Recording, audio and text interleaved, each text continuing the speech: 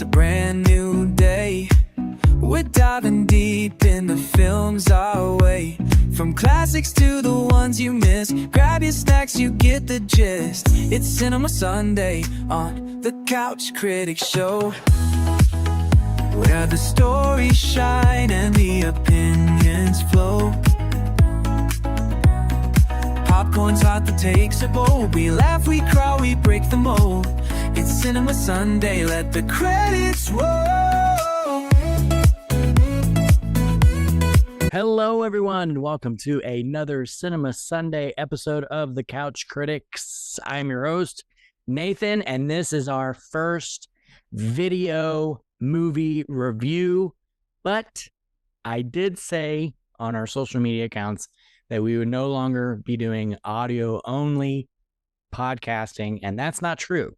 So we will be releasing video and audio-only podcast episodes from now on, and a little bit more information or updates is that we are not going to do the back and forth Cinema Saturday, Cinema Sunday. It will strictly be Cinema Sundays from now on. And one more new update is that we will no longer be releasing episodes on Tuesdays, or actually be releasing them on Thursdays. So you'll have a new episode every Thursday and Sunday. So that way you'll have a little bit of a break in between, but it'll also give us more time to record more episodes at a time, because we have found that trying to record has been kind of tricky. And so I don't want it just to be me like this episode is in the near future. So that is our new release schedule. Sundays only for Cinema Sundays, and for our Christmas classic reviews, you can be looking for those on Thursdays. So just wanted to give you a few updates before I get into what we're going to be talking about today. Now, I'm going to warn you right now that this episode is just a filler. You'll understand what I mean by that when I tell you the movie I'm going to be reviewing, because it was pretty interesting. Now, once again, I was able to do a prime roulette, which means I just press a button, it picks a random movie for me to watch, and I watch it. It's actually been pretty helpful when there's been gaps in between film movies that I'm going to see in theaters. So it's been kind of helpful. So last week, Thomas and I reviewed Homefront. So if you haven't listened to that, that is audio only. If you haven't listened to that, go ahead and listen on wherever you listen to your podcast for that review. And unfortunately, I skipped Tuesday's episode because I didn't have time to record it with anybody. So that will be a double feature. This Tuesday will be a double feature of It Happened on Fifth Avenue and Jumanji, because Jumanji is on my Christmas list for some reason. So let's dive into Curse of the Swamp Creature. I decided to do a Halloween movie before, we get deep into other films, because I am a fan of like monster movies and horror movies and stuff like that. I am a fan, even though nowadays with kids, I have to be more careful about what I watch. So there is that. But before I can get into my likes and dislikes, which majority is dislikes, for Curse of the Swamp Creature, I have to go over the synopsis. While searching for oil in the deadly swamplands of the Florida Everglades, members of a geological expedition meet an insane doctor who is working on an experiment to create a creature that is part man and part alligator. Curse of the Swamp Creature stars John Agar, Francine York, Jeff Alexander, and Shirley MacLaine. Not McLean, Shirley MacLaine. So this is your typical old school B-movie monster film that you would probably see during a Mystery Science Theater 3000 kind of thing, where the people talk over it and make fun of it almost the entire time. I was tempted to do that because that's how bad this movie was. This movie was really bad. It was shot terribly. The script was terrible. The acting was terrible. Again, it's your typical 1960s B movie horror film. And it's also one of those typical ones that doesn't show the big monster until like near the very end of the movie. And when it's revealed, it's pretty bad. If you follow us on our social media platforms, you'll see kind of what the creature is going to look like. And it's pretty bad. Like I said, this movie is definitely a filler. There's not much good I'm going to say about this movie. It's not even one of those movies that it's so bad it's good. It's just really, really bad.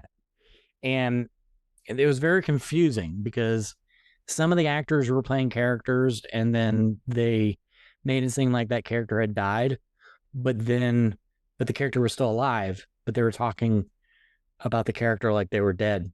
And it got very confusing. And then, of course, towards the end, when they finally reveal the monster, the whole film, this insane doctor is basically killing men to create this creature that is half man, half alligator. Well, spoiler, because you're not going to want to watch this movie, the last person he does the experiment on is a woman. And when the creature comes to life, it looks like a big honking man in a really weird costume. And it didn't make any sense. And the side story, there was a side story where there's these people who worship snakes for some reason, and they do really weird dances, and one of the guys tries to attack one of the women. It was a very strange movie. It didn't make any sense whatsoever. I did fall asleep, which is normal nowadays, I guess. I fall asleep during movies. I did fall asleep during this movie, and it was mostly because it was very hard to follow, and it was very boring. Also, it was very late when I watched it. So I did finish it, which is why I know that the creature doesn't show up until the very end, because I fell asleep before seeing the creature. And so I was like, I have to see this thing. And it was bad. It was very bad. Very dumb movie. Don't watch it. This is going to be a short but sweet review. There's nothing good about this movie. Nothing at all. I keep on trying to think of something, and there's not a thing. So I'm just going to leave it at that. Curse of the Swamp Creature is bad, and I'm going to give it a 0.5 out of 5. That's how bad this movie is. But again, I think it would be more enjoyable as a Mystery Science Theater 3000 kind of movie, which I kind of now want to see if there is one, because I'm sure there is. But that's all I can really give this movie, is a really bad review of a 0.5 out of 5. And so this Tuesday on the Couch Critics, we're going to be doing a double feature. It Happened on Fifth Avenue and Jumanji. And then next Cinema Sunday, we're starting to get back into the movies that I'm going to go see. And the way we're going to do that is I'm going to be watching Predator, Predator 2, and Prey, because Predator Badlands is coming out. And so that's the next in-theater movie I'm going to go see, but I have to prepare for it. So next week, I'll be watching 3 movies and rating them all. We shall see. I think I've only seen the first Predator movie. I don't think I've ever seen the one with Danny Glover. And I think I watched a little bit of Prey, but we'll see. So we shall see how those movies are to prepare for Predator Badlands on next Cinema Sunday on the Couch Critics, where every movie gets its close-up. It's Cinema Sunday, where the good stuff begins. Old school, new school, all still wins. So stay a while and touch back down. The Couch Critic Crew's got that style. Cinema Sunday, let's rewind and smile.